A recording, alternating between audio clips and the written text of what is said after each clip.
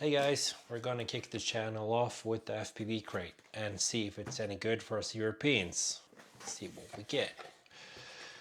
Thank you note. Probably something else in there too. Okay, stickers. We like stickers. We like stickers. Props. Axes. 3 sets of axes flying. 49, 43.5. Yeah. Nice color also. We like that. Some 3D prints. 3D prints. Next up, we got the Manta 5-inch frame. Nice. I actually need it because I'm gonna switch out that one. That one needs another frame. Cool. T-shirt. TBS t-shirt. Looks really good. Nice.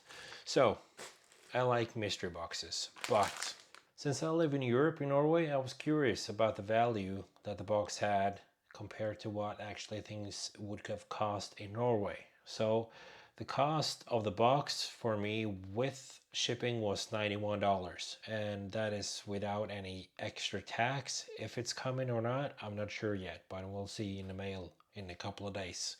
Hopefully nothing. So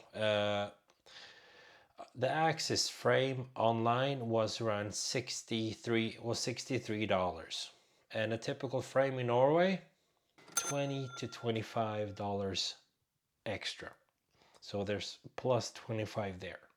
The axis props $11, and in Norway $13 to $14.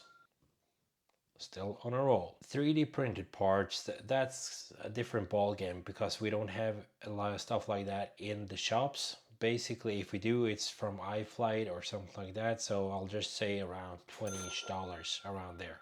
Shirts in Norway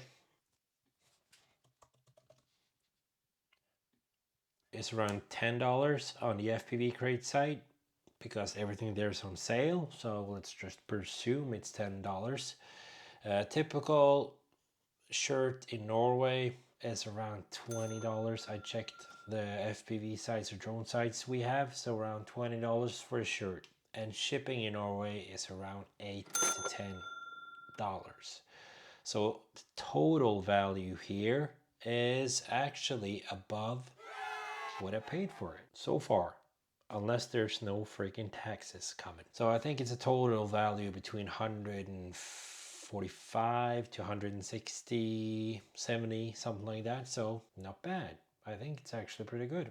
I'm still subscribed to the box, so we'll see what happens next month. And fingers crossed for the tax not to come, because there's some crazy taxes here. So yeah, that's it. Overall, I'm really happy with the crate. I love mystery box stuff that we probably might need one day. And actually now I needed a frame. Ooh, I forgot one thing. This one. I had no idea what it was. I would have never thought about this, but that's smart. I think I've fried a few things because things are too close before, so this might actually be smart.